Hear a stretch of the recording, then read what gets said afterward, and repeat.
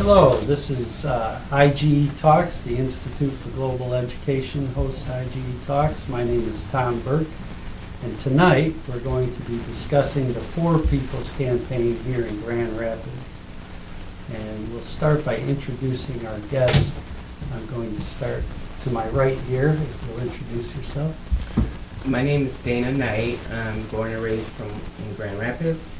I've been a rebel rouser, I would say, for the last 20 years, but more recently, the last 5. I'm a teacher, artist, photographer, and I am a member of Black Lives Matter, Koshesha, Grand Rapids Homes for All. I was part of the fight against Amplified Grand Rapids, and Michigan Coalition for Prevention of Gun Violence is one of the groups I'm a member of as well. My name is Kane. Erica Kane Thompson is what people know me as. I'm a performance poet, performance activist. I work a lot on things that are impacting our community, talk a lot about those things. I'm very passionate about food insecurity and food justice. And happy to be here. Mike Franz, I'm on the IGE board and also a long-term member of over 35 years of peace education that we've had and programs with the public schools. And we'll be talking about that tonight, how we can work together. My name is Robin Benton. I'm a human rights activist, community organizer with anti-racism. I have background with the Occupy movement, Black Lives Matter, North Carolina. I'm really committed to human rights, and that is what this represents, I believe, in terms of the Poor People's Campaign and the convergence of these issues. My name is Ayante Free, and I'm a community organizer and capacity builder, and I'm new to Grand Rapids also, and a lot of my community organizing for the last 10 years has been around food sovereignty and self-determination. My name is Kim Kian, and I've been involved with IGE for I would say about 6 to 5 years, and I've been on the board for the last 3 years. I've also done some advocacy work for disability advocates. My name's Kiana Babb. I am, again, born and raised in Grand Rapids.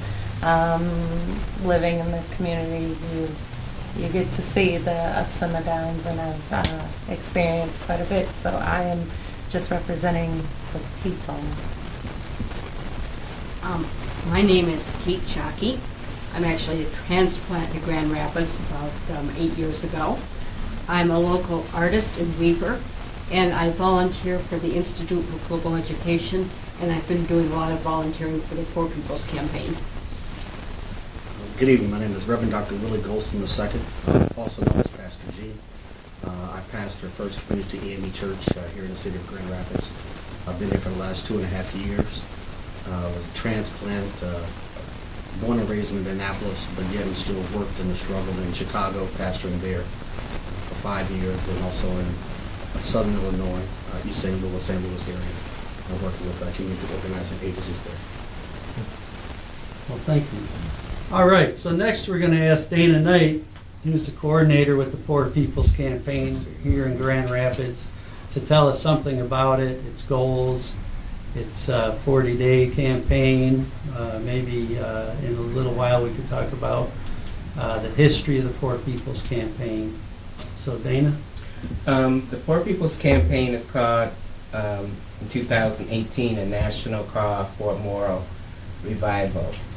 And I'll give a little history. In 1967, Reverend Dr. King and others called for a revolution of values in America, inviting people who had been divided to stand together against the triples of evil: militarism, racism, and economic injustice, to insist that people need not die from poverty in the richest nation to ever exist. This nationwide coalition of black, white, brown, Native people, and grassroots community organizers built the original Poor People's Campaign. The Poor People's Campaign will strategically connect and grow different struggles, lift up and deepen the leadership of those most affected, to transform the political, economic, and moral structures of our society. The campaign will push forward concrete demands, build unity across lines of division, with a focus on systematic racism, poverty, militarism, the war economy, and environmental degradation, and draw on music, art, and religious traditions to challenge the dominant narrative that blames poor people for poverty. So in a just, a lot of people don't know about that Dr. King was starting a Poor People's Campaign. That was one reason why he was down in Memphis when he got assassinated. And he was wanting to respond to the injustices of the sanitation workers, and have a march in Washington dealing with Poor People's Campaign and the morality of America. Thank you. So I want to ask, what do others think about the Poor People's Campaign? What do you say to other people who you're talking to? What does it mean to you? To me, it means a fusion of different groups who have been on the bottom, who are trying to change the world from the bottom up and not from the top down. And we're trying to get different groups together and recognize that we all have common problems and goals, and that we can be best if we work on them together and not in individual little groups. Very good. There's been a few meetings here. Have others attended the meetings? Yes. Yes. Yeah. What are the reasons that brought you to it? Well, basically, the church has always been, especially the black church, has been at the forefront of being on the front lines as it pertains to issues that affect numerous parts of the population. And we believe, I believe personally, that it's imperative that all leaders from all facets, all capacities, learn how to be engaged within the confines of working out the issues that affect all of us. And so it's imperative that not just the church, but community-based organizations, schools, citizens, learn how to work together for the empowerment of all. And the main part of the Poor People's Campaign, the emphasis is that no one is coming to our rescue. And the way the government is pushing and pulling the people down and not offering any assistance, that the poor people have to take it in their own hands and mobilize and do something about it. So that's basically what the 2018 Poor People's Campaign is about, is people taking it and trying to make the system work for them that hasn't worked. The trickle-down effect has not worked.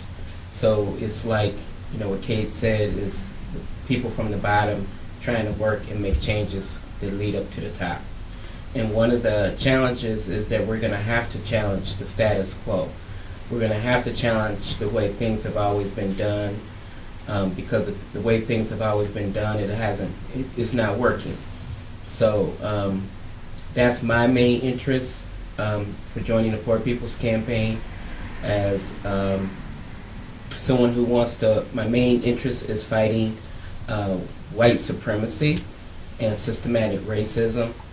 And we had Forbes magazine come here in 2015 and said that when they got all the census data and did their research and they saw that the white population here was living in utopia, where are the black people? How are the black and the brown people living? And when they discovered that it's a city of 200,000 people, 40,000 plus are black, half of those people are living in poverty. That is the second worst city in the nation economically for black people, and that should really appall people. We got all this wealth here in this city, and we have educated people here, but we are dominated and we are a city that's ran by white supremacy. And that's how they make their money. That's how they hang out at the bars and drink that beer, expensive beer, because they have all the jobs, living off of our misery. So that is the main emphasis for me wanting to get involved, was that to use the Poor People's Campaign to fight back. Very good. Anybody else on that? I read a statistic the other day that really shocked me into an awareness. We've got a campaign in Grand Rapids too to end homelessness. I'm not even sure we understand what it is, but we know why it is. People don't have homes, and that's a basic human right. The average age, according to the statistic I read, of the person in the United States today who is homeless is 9 years. That we're doing this to our children, and I'm sure there's room to make improvements. We can do better than that, and we've got people in the city who are studying the problem as they always do. They study the problem, and the homelessness continues. But I understand your campaign is going to push hard. Right, I have a student that we haven't seen in 3 days, and he told me last week that he and his family are living in a shelter. And so there's no phone number to contact, because we were having problems with them. There was no phone number to contact. It was 3 different numbers. They were all disconnected. We finally got a hold of his mom through email, and then we don't know if that's why he hasn't come back, or they actually found some place to live, and it takes a while to get bus service set up. But we have majority of children living in poverty, living homeless. We have a lot of high school students, middle school students in Grand Rapids that are living in shelters in the most rundown hotels in the city of Grand Rapids. And we have come down here and we see all this. That's not right. There's enough for everybody. There's enough for everybody to have a decent place to live. And like you said, it's about human rights. It's not about civil rights, it's about human right, human dignity, human respect.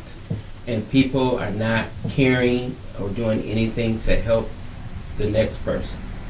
And you think that there's services out there that if you fall through the cracks, that they'll help you. I can tell you they don't, and they're not there, they don't exist. And people are out there struggling and doing anything they can to survive, and that's not right. The city of Grand Rapids was recently reported to be the second worst city in the United States of America to have black businesses, entrepreneurial businesses. That's wrong.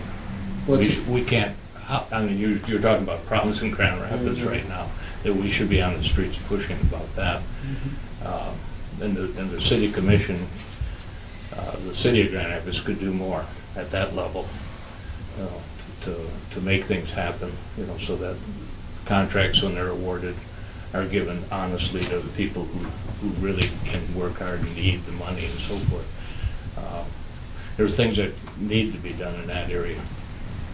Well, it used to be like that. My father was a licensed contractor, and I remember when they wanted, they were really pushing that you had to have a minority contractor, and I think he was probably one of the only few black men in this part of the state that actually had a And then license. the critics said that was racism in reverse, right? Well, what happened was he didn't even get a chance to utilize it the way he wanted to. He had to go in his own self-business. But white companies would come to him, but they wanted him to be a front man. And he said, wait a minute, I'm not like most of the other black people here. I actually have skills. I know how to build something from nothing. And they didn't actually want to use him to make anything. They wanted him to be the person that they'd sign on the paper and give him a little money. And you'll be, go out in the community and tell them you're a successful contractor when he's actually not doing anything. And that they would get the tax breaks for having a minority contractor. Now they don't even require them to have a minority contractor. They've eliminated that part.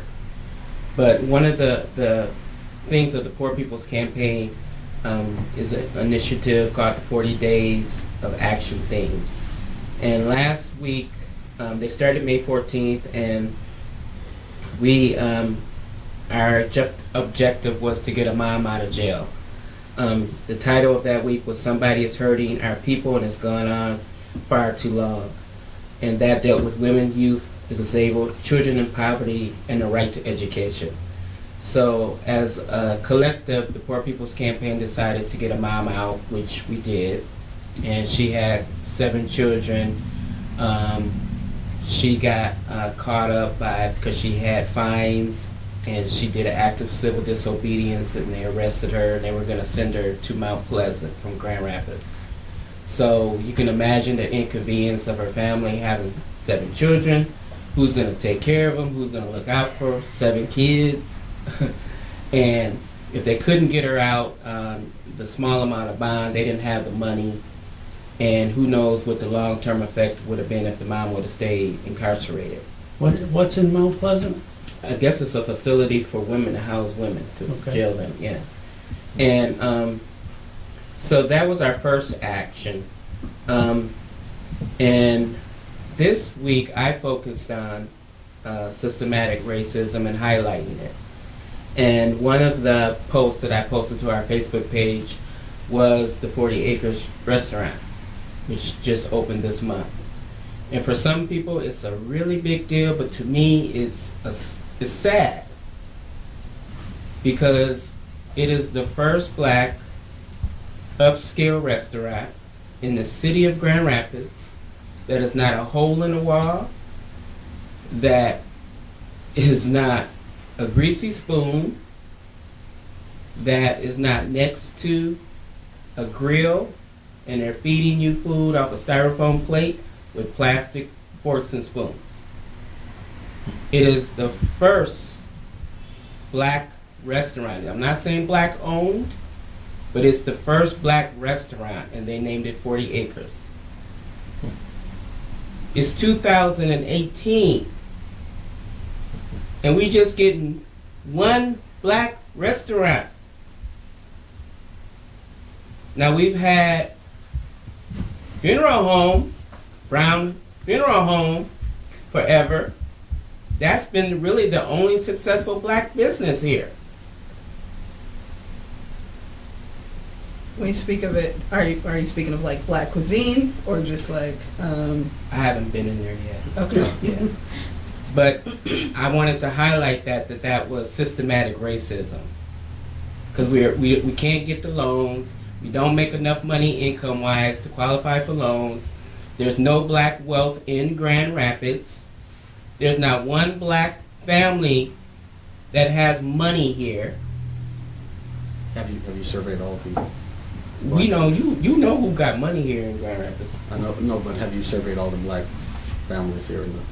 You just know by living here who got money. That's true. Yeah. So that's a no. I would say the only one that I know who does have some money is Marvin Sapp. And he had a school, and I worked at that school, and it was a dump. And he couldn't get financing from the banks to renovate it. I'm teaching art in the locker room. Okay. Old locker room at that, 1960 locker room. That they pulled all the plumbing and stuff out, you know, but you don't go way in the back because it still had dangerous stuff back there. That's systematic racism. Rob? Then, Rob? Yeah, I'm involved with the Poor People's Campaign because I'm poor, because I'm disabled, because less than 90 days ago I came out of homelessness on my return back to my home city in which I was born and raised here in Grand Rapids. Went through the process of the housing issue, and again I reiterate, I'm poor. So I can't third party my issue to them and they and make that blame. I'm about self-determination, and I'm involved or would like to become involved in the Poor People's Campaign based on the actual mantra from Martin Luther King, which stated emphatically that we're no longer in a civil rights era, but we have entered into a new era, human rights era. And what does that mean, human rights? And it's something, as I understand it, that we're all born with. It's not given by the state. And that a lot of the issues that we're talking about are human rights issues, from the environment, food justice, housing, education. They're human rights issues, but we just are not educated about human rights, and we've kind of delegated our rights for privileges under a civil rights banner that only covers us under housing and employment, not all the areas of people activity. And what she's speaking about, you know, Dana, and referencing the economic status that poor people have in this city, is really a little more sophisticated in the sense that there are policies that are driving outcomes in the city. So if we just get off the complaint issue and approach this Poor People's Campaign with getting the data, so we have talking points that are factual and our data, and then what we find is that once we get that data, we can then relate it back to the policies that drive those outcomes. Because I can guarantee that the outcomes have been consistent in Grand Rapids in terms of the exclusion of people of color in the economic realm and other realms in terms of areas of livelihood and people activity. And so that history's there. What can we do to change that? And I'm again reminded that we're in a human rights era. And what does that mean? That means that there's international laws that the U.S. has signed treaty to, that we have the power to enact in municipal law and ordinances in our local city, international and human rights laws, which in fact I want to say that Linked Up as another local organization has made changes in their civil rights ordinance petition and have renamed it and have been more inclusive to become a human rights ordinance here in Grand Rapids, which is something I can get behind, which is something that I think Poor People's Campaign can get behind. I think the city of Grand Rapids can get behind a human rights campaign here locally. And so my goal in terms of being involved with the Poor People's Campaign is to lend a voice from the poor, from the disabled, but also to echo the fact that human rights is really the era in which we live, and they're being eroded daily. And these are rights we're born with, they're innate, and we've given them over for privileges that don't meet our needs as a society and on a personal note. And I also am reminded, because I've come back recently, that Grand Rapids is called the city of churches for some reason. it's not anymore. May it be the number of churches here and the number of denominations here, and part of the local psyche of Grand Rapids is a ecumenical kind of base, moral. Well, I kind of did some research in terms of economics and poverty, and on average, I think the pastoral class in the city makes on average $98,000 a year, between 75 and 104. Show me that stuff. Yeah, it's posted on the Poor People's Campaign site, in fact, and so is actually GuideStar, where you can actually investigate nonprofits for the last 5 years of their 990 forms and see what kind of income they actually have, who actually sits on the board, and where those funds actually go. Because a lot of people are talking about the poor, and that's because they are involved with an organization that has a mission or a vision that somehow renders services to the poor, or if they use the target group or at-risk population coding, which we call linguistic racism, to identify a population, garner the money for your services you're about to deliver to those poor people. But their circumstances don't change, and 80% of the money garnered by proposals and grants go to the people who actually are running it. And oftentimes it's not the people they service. They're not on the board, they're not represented with a voice. So I would like to see the Poor People's Campaign actually represent the poor. Actually make a concerted effort to break these class divides and actually understand that the people who are voiceless need a voice. And how you translate that, because oftentimes we don't have the patience to understand someone who might have a mental health issue or who has been strapped in a lower socioeconomic stratum where their education might not be up to par for us, but yet their circumstances we want to represent. So we need to do some cultural community mending, really, and I think we also in Grand Rapids needs to actually confront the moniker of being called a city of churches and get more inclusion, because of what I understand, the moral implications of Poor People's Campaign calls all of us into question in terms of our involvement and our ability to give to what is a social dynamic, poverty, and all that comes with it. And in terms of white supremacy, that is a word that kind of embraces a system that drives these outcomes for people of color. And it's not individual, it's systemic, it's institutional, and it's structural. And so you can't blame an individual, because that individual, there's no individual to blame, it's systemic. And I can't question any person's moral moral makeup in terms of prejudice and white supremacy. People kind of avoid that word, racism, but it is system, and it does have an effect on both whites and blacks, or both people of color and people who are the default culture in this society. And so there are things to undo it, and I'm committed to that with the People's Institute for Survival and Beyond. They are #1 rated in the world, actually, in undoing racism in systems, from governments to agencies to organizations. So we want to see a convergence. I do. My motive for being here is to see the nexus of human rights and undoing racism meet in this city, and perhaps Grand Rapids will take on the monitor to become a human rights city. Thank you. I also Amazing. Yeah. agree that a lot of, when you said the U.S. signed a lot, there's a lot of treaties we have not signed that everybody else in the world has, but the U.S. hasn't. Well, the one is the one for the protection of children. Yes. Right.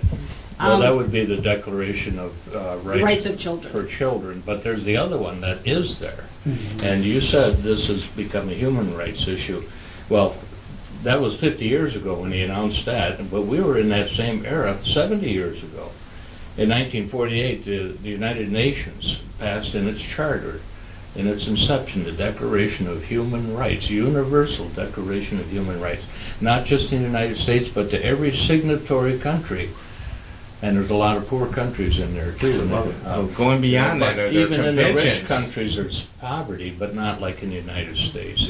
Human rights is the umbrella, but there are conventions or actual legal mechanisms that the countries sign on to. The United States signed on in 1965 to the Convention to Eliminate Racial Discrimination.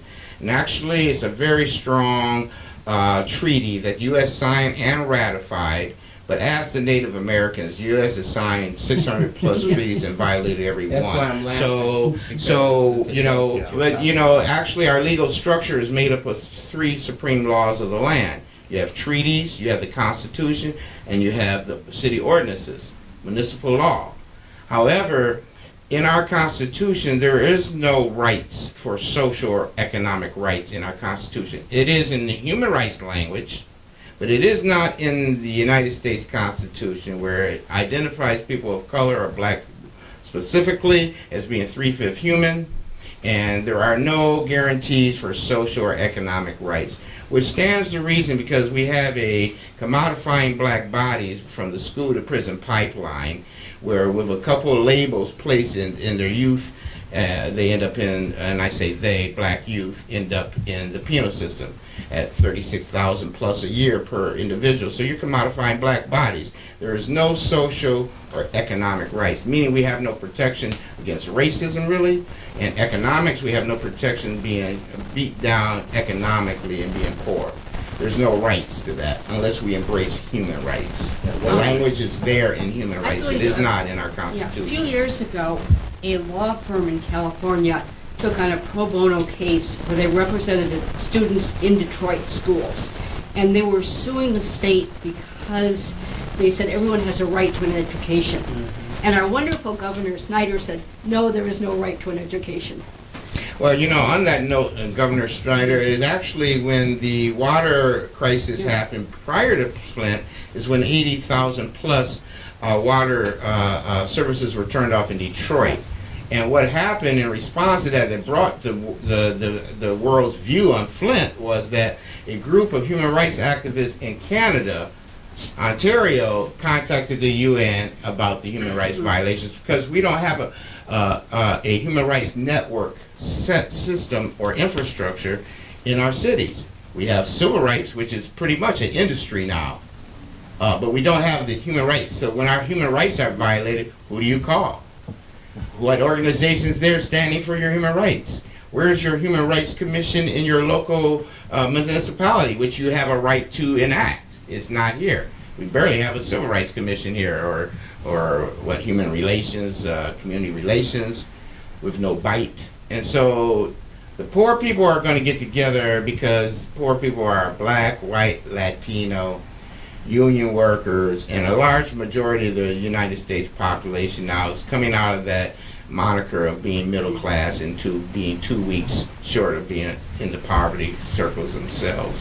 So that profile of the poor black or the poor Latino, actually that profile should expand, because we're all at jeopardy in terms of the economics that are going on in this society. Yeah, I think the So middle that- class is becoming a little more aware of this now, because the inequality is growing so fast, and the rich are getting so much richer, and you know, the middle class hasn't had a raise in 20 years. You know, and So is there really they a haven't middle recovered class? yet from the last recession, and we're probably getting ready for the next Yeah, one. You there have is- the working there's no poor, middle class. you have There the is no working middle class. poor who are on welfare or get food stamps. The majority of the working poor get food stamps. So what does that mean? And 1 out of every 6 Americans is on food stamps. So it's not that profile of the black mother in It never line. was that. That was a lie. Yeah, it was a profile, It and it was was a lie. used. Yeah. Well, it was a lie. lie, but it was a profile Yeah. used, is my point. And that profile is like 41% of Americans have less than $1,000 in their bank account savings. So for everybody walking around, you know, and we're doing well and we have this job, they still don't have that economic security. So there's a little more than just the banter of we're poor and it's a moral dilemma. There's poverty has been here, and the moral dilemma has been here all along, and especially in a city of churches, Grand Rapids, Michigan. So I'm bringing that back into account. So Grand Rapids really has the onus on it to really do a sophisticated organizing around poor people based on national Forbes reports, based on the history of discrimination here. And Grand Rapids also has a very unique background in that we have Betty DeVos here, Education Secretary. You have her brother, who's dealing in militarism. And there's no one in Grand Rapids talks about it. It's like they're embarrassed to talk about it. They're not embarrassed. Well, the money scares Right. them, or they're The not going to be money. able to get that money It's the money. donated to their great nonprofit that's going to service the poor. So we need a level of sophistication here, and I think it starts with a data report on all the areas of people activity, so so we can recognize what we're arguing about and what is our cause. And I think some organizing needs to be done also with our Spanish-speaking community here in the city, not represented here in this room right now. But socioeconomic reports would be inclusive of them. They're not here right now. I represent them. Do hablas español? I asked them Do to hablas come. español? I asked them to You asked me to come, but I'm saying they're not here. So I'm speaking the truth to power right now.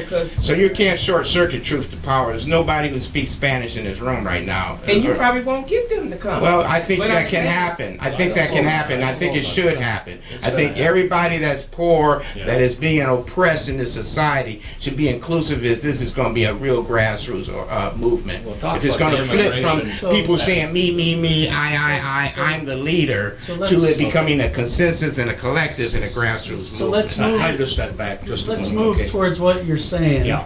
I love it, but- I feel like we've done a pretty good job of covering, there's problems in society, there's problems right here in Grand Rapids, and what I found interesting in the past few years is the movement that's arising out of North Carolina, which you said you've lived in, so I'm interested to hear about that, with Reverend William Barber and Reverend Liz Harris. And I've paid attention to North Carolina and Moral Mondays, right? Can you, Reverend G, can you give us a little idea of Where what Monday is? every call for a Moral Monday, they went to the state legislature,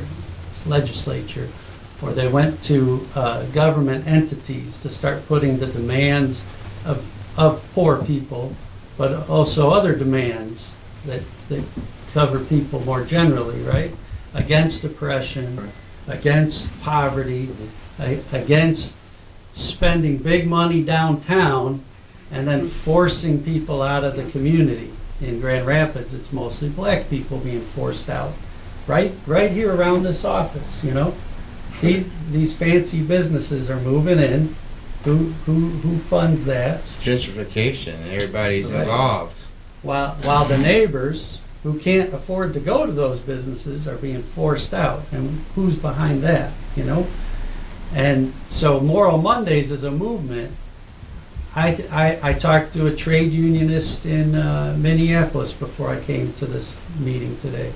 And she said they're doing a protest with the unions involved in Minneapolis tomorrow with the Poor People's Campaign. So the links are beginning to happen, you know, again, arising out of North Carolina's movement and the lessons there, and it's starting to spread. I read in the paper today, here's what I read. There were 200 arrests on the first day of the Poor People's Campaign this month, in 7 state capitals and in Washington, D.C. There were 500 in Washington, I read today. It was 1,000 every. Well, I'm These just are saying on the arrests. first day of the campaign, Yeah. so, Yeah. So- Overall, it's been 1,000. so, right on. 14. So this movement is beginning, it's beginning. Well, it's already been going on, Yeah, for because Moral several Mondays years. have been going on for several years. All right, tell me about it. I want to hear about Yeah, it. they've been happening all across this country. And so now we finally see that it's 2018, and it's time for us to get on board. And there's actually been a spokesperson that just happens to come through the church that has brought the revival to the community. And while we say this is a church city or what have you, with over 200 denominations and 200 churches that are represented across this particular area, not all of the individuals that can make up of this community of 200,000 persons actually attend church. And so that's imperative that we recognize that while this was known as Beer City and also as Furniture City, that was a new one to hear, a church city. That was the old title. I must Now be with an beer title. old. Beer City. The Beer City and Furniture Yeah. has been more progressive, but yet and still the Moral Mondays have been very instrumental in bringing persons to the forefront that don't mind standing up for what is right and for what is just. It's not just one particular race that's coming together, but persons from all capacities of the community to be engaged. And that's where we're missing, the connect with communication. Communication is the key to the root of all of this, making sure that individuals are not misinformed but have the correct information and education so that they can make a concerted effort and difference to understand the issues that are truly at hand. So what are the I- demands? What are people going to the politicians and demanding? That's what I want to know. I want to know, what are we doing? Well, look at, people are demanding something to be done with gun reform, and it hasn't happened. Exactly, because when you look at gun reform, I mean, you speak right there.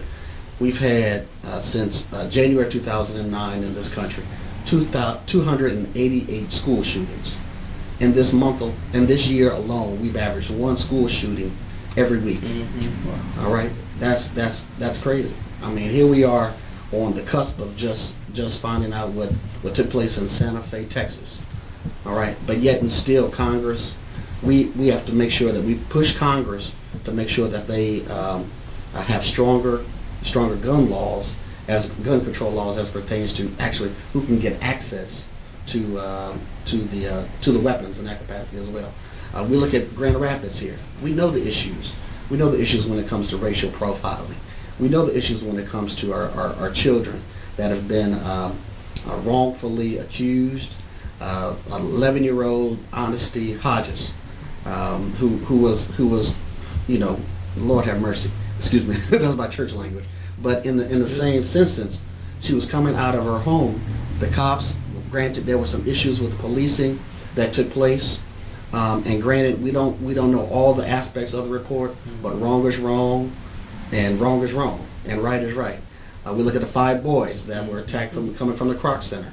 You know, it could have been my son that was attacked, but I'm grateful that he wasn't. You know, and we have to learn how to push the legislators to be able to pass stronger laws, but the community has to be informed to know what they're standing up for in that capacity. So that's just one facet of what individuals talk about across this. Yeah, I think there are 2 areas that sometimes are in conflict. One is, we don't want a paternalistic approach where everything comes down and people decide what's good for the poor people underneath, which has happened a lot. The other thing is, in trying to get people who are disadvantaged involved, frequently they're afraid to be. They're afraid that they might lose their job.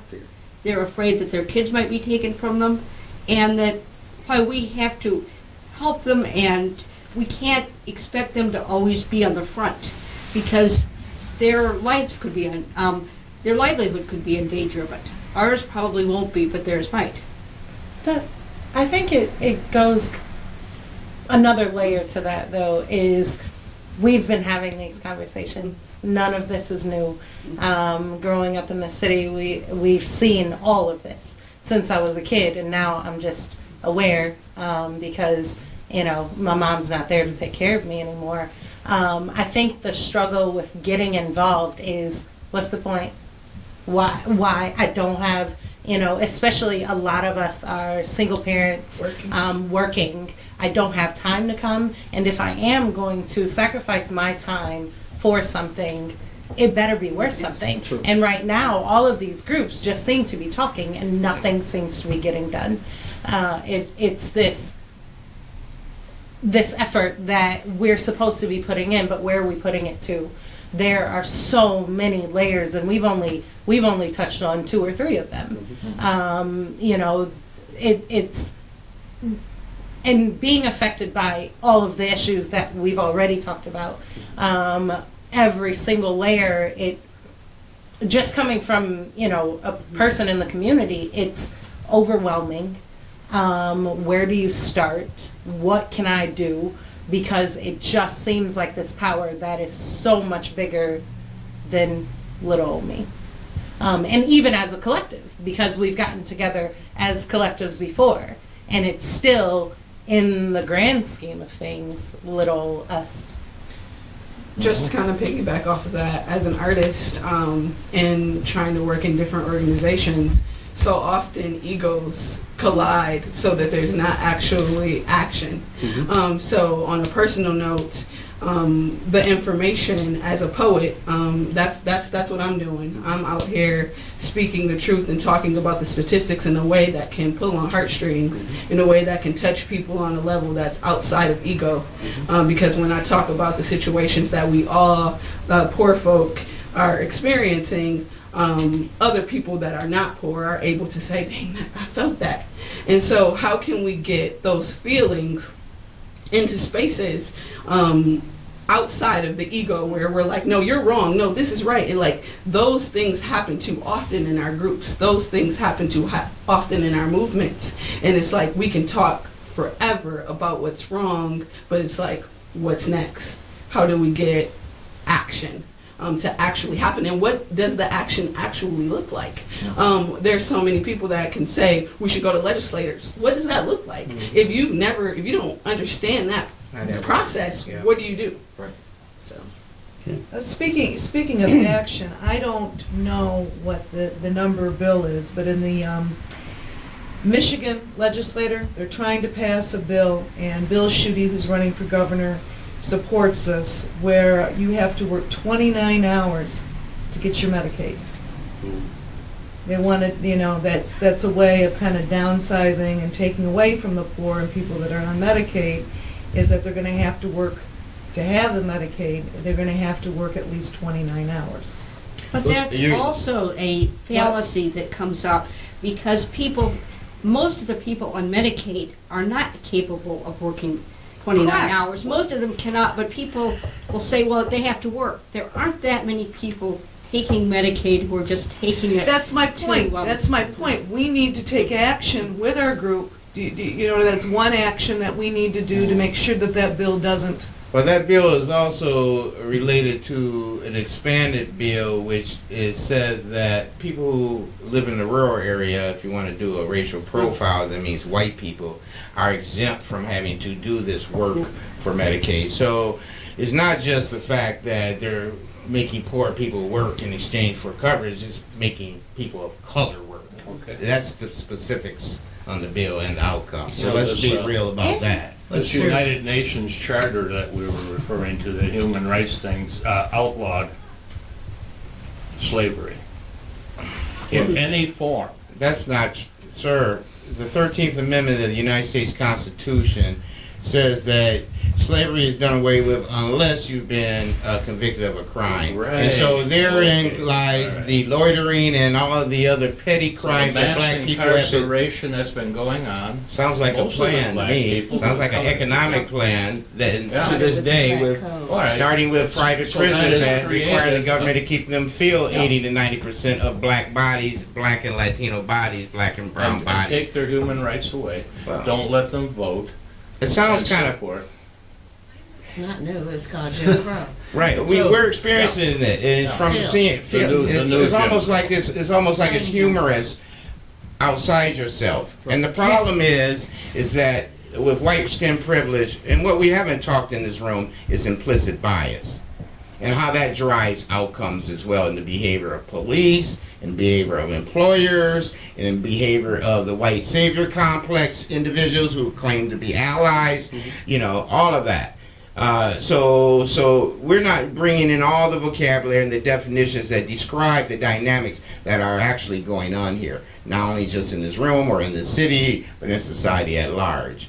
And to speak on another issue, because you keep mentioning the United Nations, well, we're under the decade of those of African descent, and it ends in 2024. It's a 10-year decade outlining globally the effects of genocide and the effects of crimes against humanity, which in fact slavery is and was.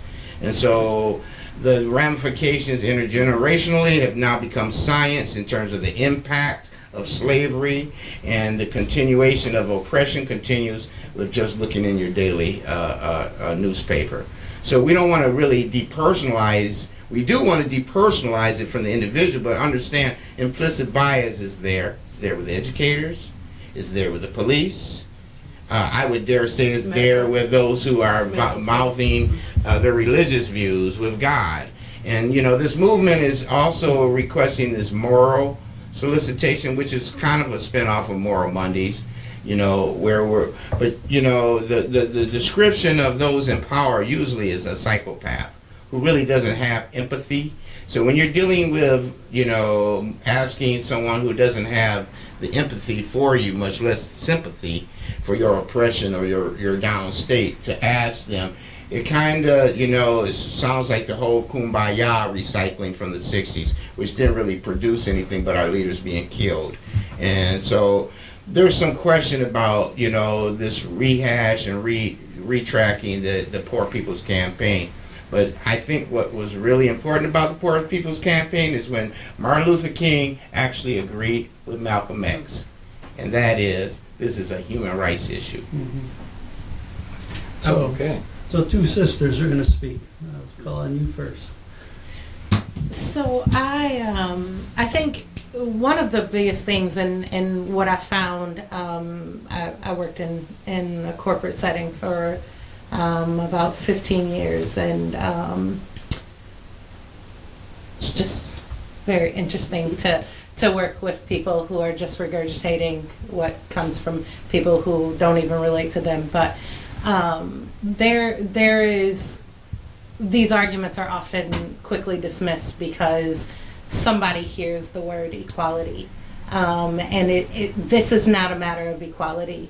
I think that is sort of like a unicorn. It's not a real thing, but equity should be the standard, and it is not. It has not ever been. I should be paid the same amount as my white male counterpart. I should receive the same sort of sentencing as my white male counterpart, and it's not a thing. And those are I think all of this is just a question of chicken or the egg. If we look at, I believe we were reading an article that said that, if I'm wrong, our black people in this city alone are receiving 50% heavier sentences than everybody else. So obviously, if you're looking at a neighborhood that is more heavily policed, and then on top of that, you're looking at people who are getting sentenced years for petty crimes. Where's at all. Right.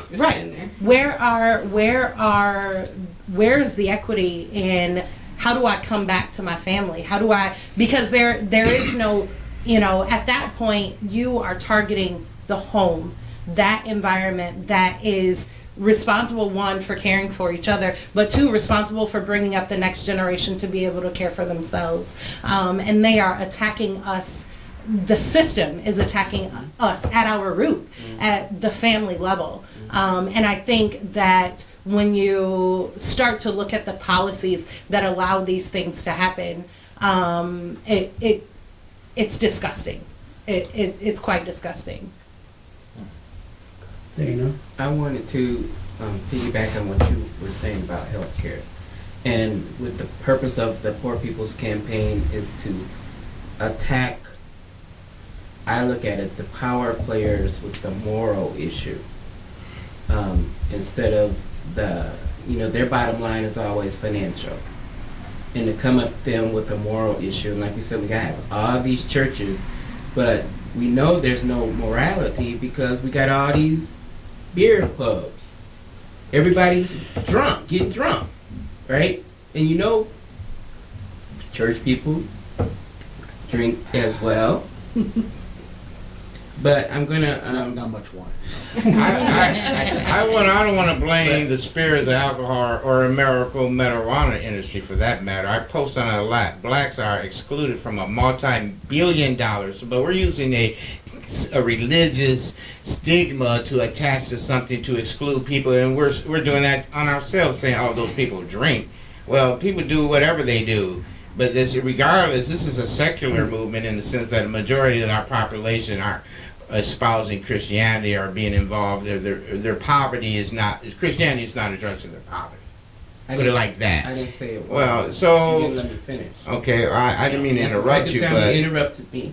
Hmm. But yeah, I I don't want- agree with some of the things you're saying. you don't have to, and I Okay. don't agree with a lot of things you're saying either. But I wanted to say, Barbara had said that Jesus set up free healthcare clinics everywhere he went. And he healed everybody and never charged a leper a copay. And that's basically what you're saying, that they're putting, you gotta work to get Medicaid, to get treatment. And I think that's wrong. Right. I remember when I was working on the Obama campaign and Obama for healthcare, the Obama healthcare system, and the people that were most against it were doctors. Well, They have- yes and no. They have ethics, right? I once had a teacher tell me she couldn't take my sickness without a doctor's note, even though I said I treat myself at home. And she wanted me to go have a doctor lie to say that they treated me in order so I could take a test. And I was like, okay, and I just called But be somebody. careful, there. If you polled the Over doctors her today in head. this country, they would say, we want universal health care for Well, everybody. now they might say that, but back then, the system worked for... I was working on health care too in Grand Rapids, and we had it. We came within one vote of the Senate, and 6 Blue Dog Democrats ran the other way, and the Tea Party took them right out the next time around, and Obama's settled for the Republican plan, if you want to come down to it, which gave the insurance companies the 20% profit that they needed to drive the medical costs that we're all experiencing it's- up, so that they could increase their profits. And it's But- all wrong, but the people, 80% of the people in this country, which includes all of the poor, I think, want universal health care. And it's a right. And we've been told, no, you gotta earn it. You gotta go to work 29 hours a week to prove that you're capable of working so that you can earn something that you got because you were incapable of working. What a catch-22. But well, also systematic racism comes in medical treatment a lot. There've been a lot of articles recently that black females tend to die a lot more in childbirth, no matter what their economic status is, and that they have higher blood pressure, and that a lot of medical students think that blacks don't feel pain as much as whites do. No. But- Which is ridiculous, you know, to but me, this is- That's true Yeah. and that's current, but historically, there has been systematic Yeah. racism for black people. But I think it's You could not continuing. go, if you were injured to a hospital, and they would let you die before a white hand would touch you. So really, nothing really has changed. Yeah, well, You know? Well, to put a human rights lens on this, because I like to refer back to human rights, what you're speaking about are the specifics in terms of, mortality rates, but what you're not speaking to and what we need to talk about is and frame this in disparate impact and disproportionality. Black women are disproportionately affected, or there's disparate impact in terms of the treatment differential. So yes, that might be this Medicaid coverage or this universal health care. Universal health care doesn't mean anything to people of color if you're going to get mistreated when you take advantage of it, or you're going to be still found through loopholes and pumping circumstance of being excluded. Sure. And so, and the stats, again, the data proves the point.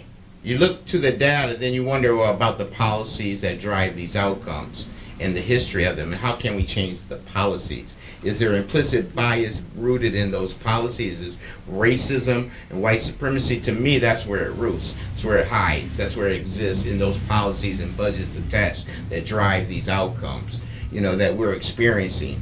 And part of it is legislative process, but a part of it is really the undoing racism and getting the information rather than complaining or showing examples. Let's get the hard data and bring this on as a human rights Yeah, I argument. wanted to go back to that, because you made it like what I said about systematic racism was complaining.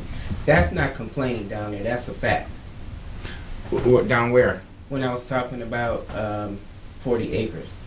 And you made it like my complaints about systematic racism, that was a complaint. Ma'am, yeah, because I saw. That's a fact. Well, what also is a fact that you have a black business representing self-determination on whatever level you can say that have coordinated a business plan and opened up a business in a business desert but- for black people, and so that means they have some level of sophistication. No. Or you can say no, but they own a business, No, and we. They don't own it. Oh well, if they don't own it, then they're being used as a Right. proxy racist. It's like you've been So saying. if you're going to call them racist, they're People. proxy racist because they're actually a front person by statistics for people who are investing in them. I don't know that, but I do know that you just touted it as a black upper crust business. I knew of another one First on black Division. restaurant. Well, I I said knew black one, and I food. used to eat at on Division that really I thought was pretty classy to me.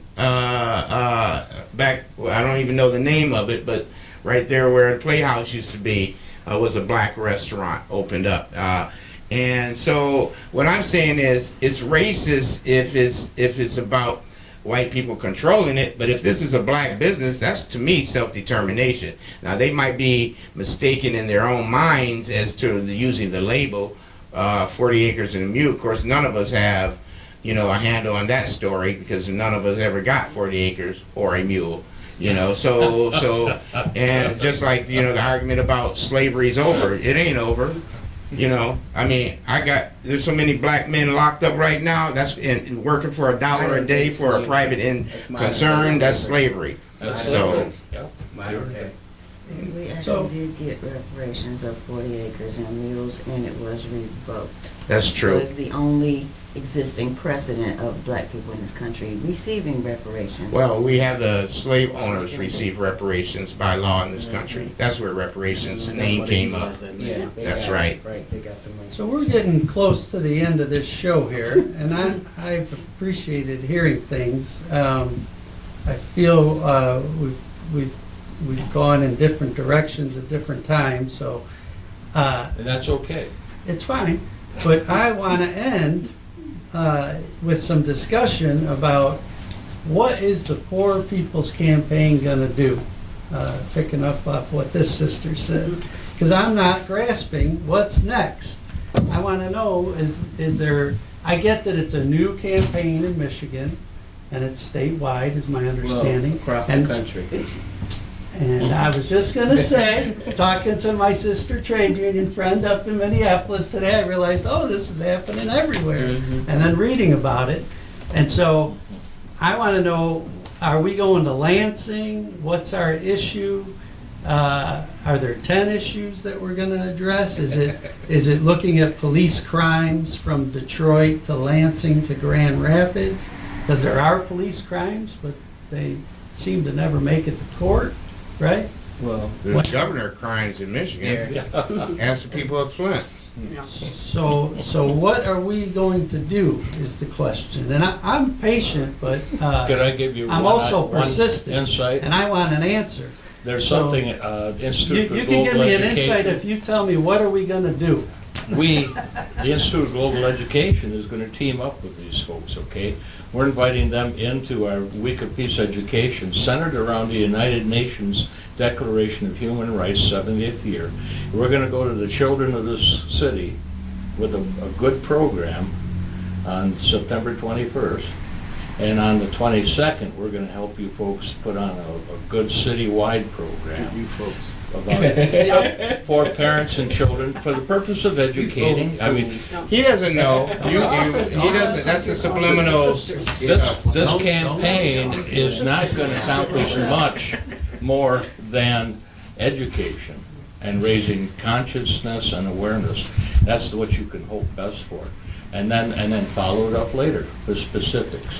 Let's help the immigrant cause. Let's help education. Let's deal with incarceration, mass incarceration, and the various injustices that we find. Let's push on those, and let people become more involved in their own future. So I wanna- September 21st, we'll look at the war economy, which this brother pointed No, out. you said September 21st. September. What did I say? I said September You said 21st. September. That's the I UN. thought you said December. I meant to say September 21st, thank Yeah. you. And you know, we got Eric Prince, who's a big part of the ruling people in this city. Betsy DeVos's brother, billionaire, made it off of Blackwater and the war is in the Middle East. He actually inherited. They're land before. grabbing in Africa and subcontracting from Monsanto. Right on, I'm talking now. And that deals with the militarism issue, which hasn't gone away since the days of Martin Luther King, right? Since the days of IGE. So, We came into so I'm being 50 years talking, ago. again, I'm talking, I'm right here, right Yeah. in front of you, I'm talking. Yeah. So dealing with militarism, which was an issue that was brought up in the original Poor People's Campaign. What about the economic injustice and the environment and the racism components? What are we doing Well, here in Michigan? I can tell you with Koshesha, which I did invite them to come, actually met with one of their functions last Could week. you tell people what Koshesha is? Koshesha is fighting, currently they're fighting to get immigrants licensing. But they've been fighting ever since Donald Trump reneged the DACA Dreamers program.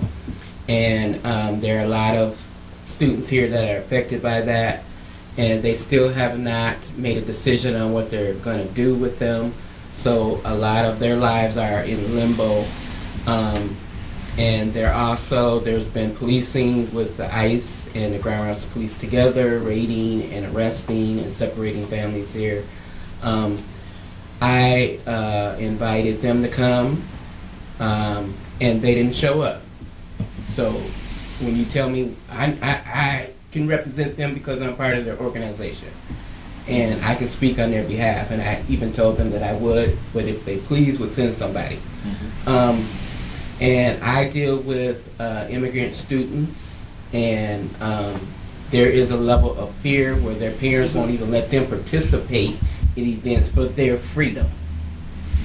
And I equate what's happening to the immigrants is what happened to us as black people as slaves, and how they treated us, and we're gonna get you guys, and it's just wrong with what they're doing, and separating families, and he wants to That build was a part of wall. slavery, wasn't it? Right, all of The that, chains, yeah. the whole Yeah. thing. So it's just reliving history all over again.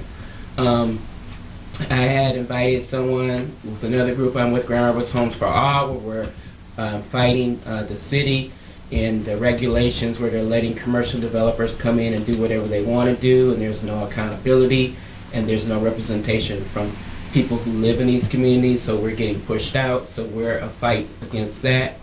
And also, mother was supposed to be coming with environmental aspect, who children here in the 49507 area code have the highest level of lead poisoning in the state. It's not by water, but it's by living in these contaminated homes where there now is pressure to really get them repaired because white people are moving in them. And even my white friend who's in charge of it has said that to me. White people are moving in these homes now, so you're really stressing, get the lead out. So, and those are issues also with the policing and the education that we're hoping to tackle here in the Grand Rapids area with the Poor People's Campaign. So is there a date for a next event or a meeting? The next meeting is going to be June 4th. We have yet to determine. It's a Monday. We start them at 7 to 8:30, and we have yet to determine where we're going to meet for that meeting. Okay. But So there's there's meetings every 2 weeks, every? Well, we're going to start doing them every month, but there are actions that are happening in Lansing every week. Every week, Every week. and taking up these issues. Right, like you were talking about the war economy, militarism, veterans, that's next week. All right. Yeah. And my cousin who lives in Delaware and works with the Interfaith Power and Light, and she works with a lot of churches, said that she has been asked to speak on the week when they're dealing with environmental causes, because she's very environmentally involved. And so the different places are taking different things and having people speak on the different subjects, and I think we could do more of that. Well, one of my issues of concern is that we have a few representatives from the church, but they should actually have their own Poor People's Committee, and actually have a group of people who are supporting this, because it's not beyond me to go protest the churches. I have that in me. I don't.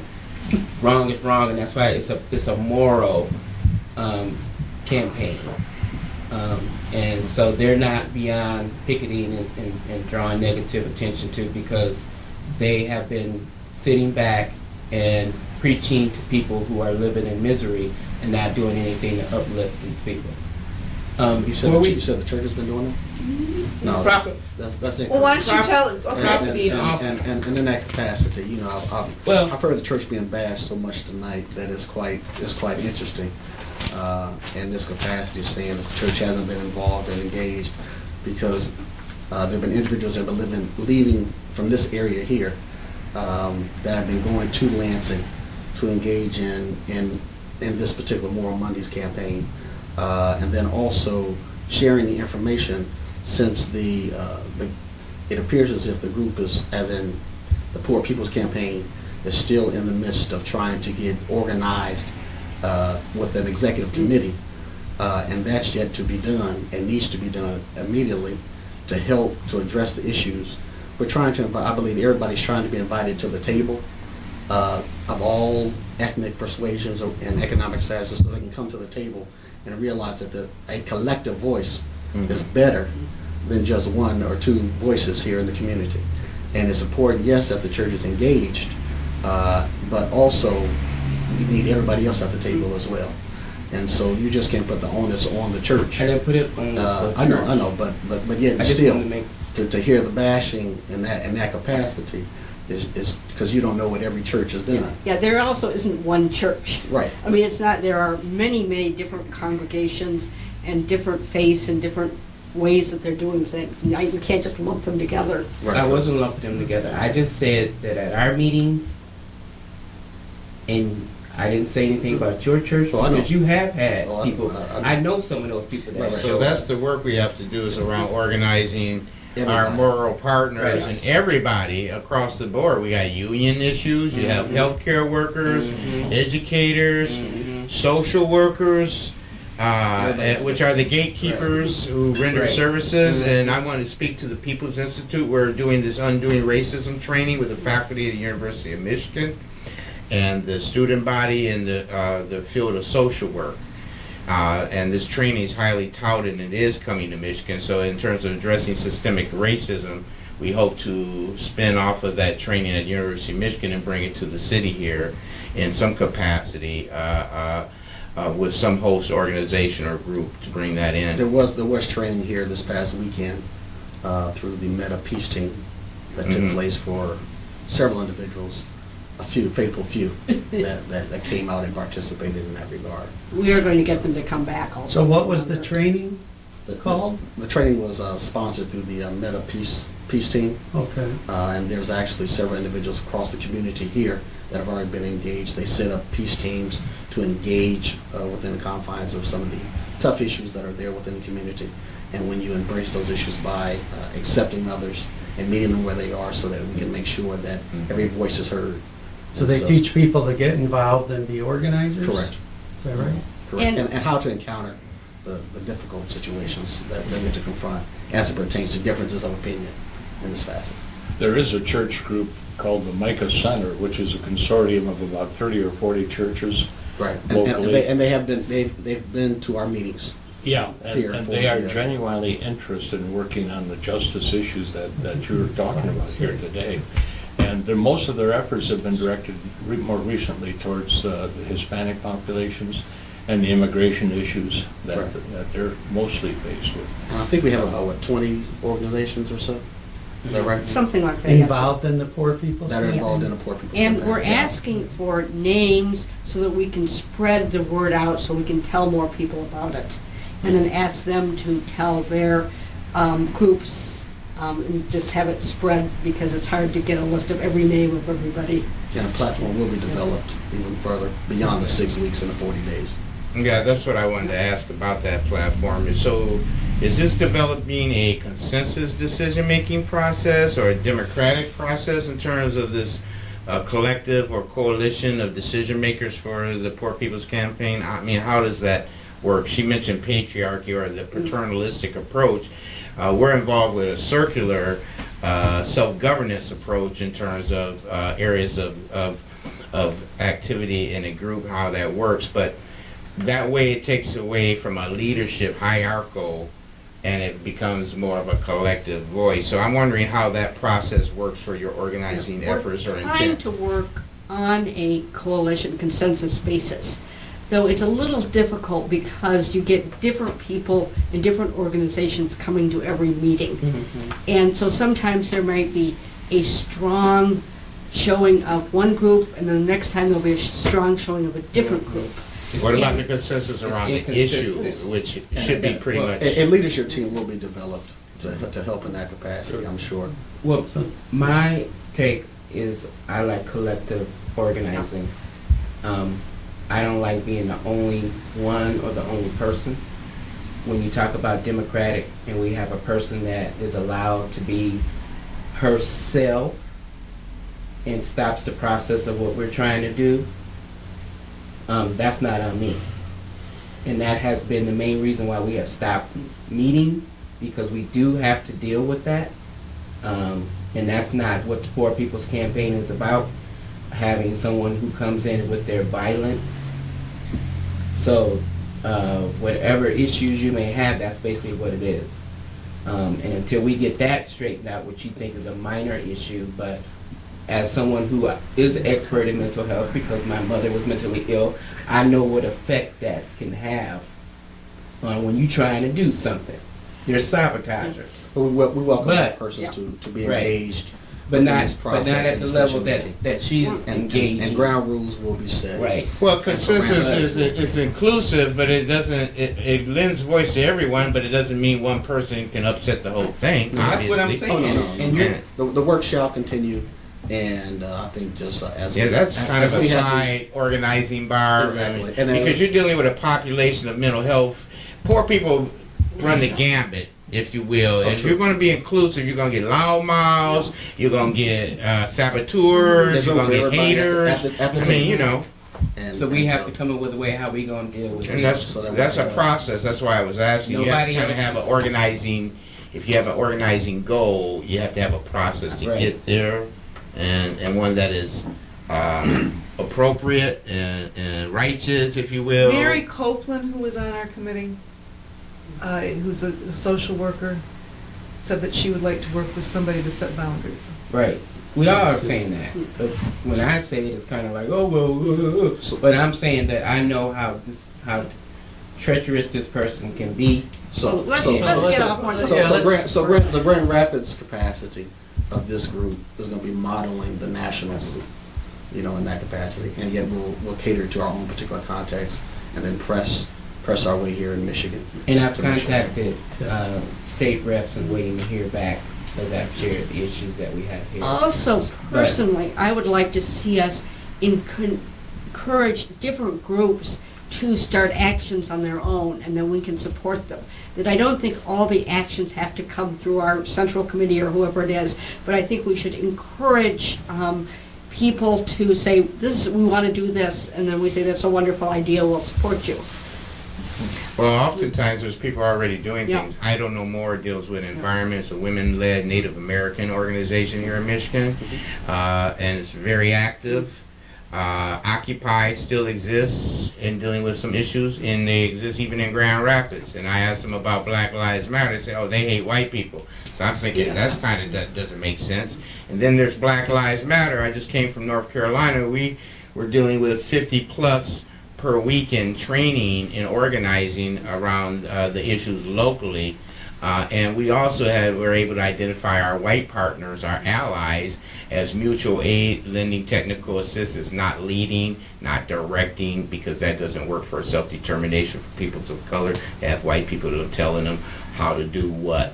And so we inverted that process and gratuitously asked for technical assistance and mutual support for the agendas that we're leading that affect us. And so I would like to see that self-determination factor embedded in this group as well. Knowledge is power. We also did that within a consent-based decision-making format too, that stepped away from paternalistic, patriarchal tools of power that have been used, like Robert's Rules of Order and majority rules and those type of things. And a lot of times, even consensus, I find, is difficult because certain people who are more experienced in consensus are savvy and do know how to block issues and cause holdups and jams, and so you have to reach for a more inclusive consent-based where everyone can be in consent and it's not necessarily based on we're trying to reach a consensus. Right. So we're gonna wrap up the discussion. I have a daughter to go pick up, and I wanted to ask Dana to give some final words of wisdom. I'm gonna turn the mic over to Kane. Part of the reason that I invited her was because she was one of the top 10 Art Prize finalists for her poem on food justice. So I would like her to perform anything of her choosing. Close us out. I won't perform as we're sitting in a circle, but I will share a poem. I did create a piece last year for Art Prize around food justice and food insecurity, and the name of that piece is Broken Hunger, so I'll share that with you guys. Prices rise, living through pains and stressful working wage. As minds can't notice, hopeless miracles bring stress. Less life left. Imagine empty children past meals that power wills, never able to afford smiles, risking absence every day. Thoughts drowned as the uncertain faces inability in neighborhoods burdened by no balance and hopeless handouts. Think about consciousness. This common catastrophe between Americans insecure, working below existence. We should all challenge privilege. I see the prices of life rise every day with the sun. I see the cost of living shining through windows of those who have none and have not slept or eaten for days. After tossing and turning and tossing from stress and hunger pains, broke and hungry. Brains hydroplaning on caffeine and sugarcane used to drive through yesterdays and stressful days. Working jobs that don't even pay a living wage as hearts race. Side by side with minds that just can't seem to find focus on anything other than the bills or the late rent notice, hungry, hopeless, hoping for miracles cloaked in rainbows that bring pots of gold to fill pots and bowls and ease stress, because there's nothing less than waking up every day, giving life your best and having nothing left. Can you imagine hunger? Bellies as empty as the wallet of a mother with 4 children and past due bills, when meals are as insufficient as the funds that couldn't be stretched far enough to give power to our wills, stuck in a never-ending cycle of bills, living paycheck to paycheck to paycheck and still only being able to afford meals that kill, meals that steal our smiles. All while risking our health.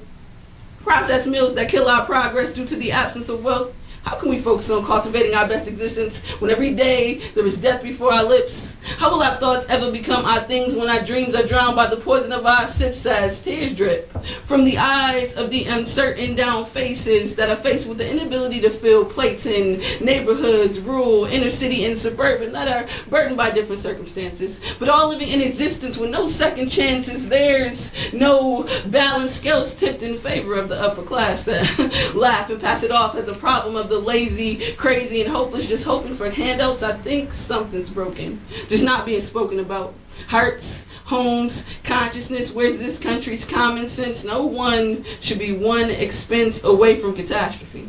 Everyone deserves a safety net and to be stable financially. Our families should never have to choose between medical care, housing, transportation, or food. But the truth is, many working Americans do. Over 42 million live in homes that are food insecure. 9.5 million are still working poor, and over 46.7 million fall below the poverty line. I think it's time to come together to give Americans a bountiful existence. We should all come together and challenge those statistics, because accessing a quality, nutritious meal should never be a privilege. All of our lives should be complete and full. Thank you for listening. Wow. Thank you. That was a great message.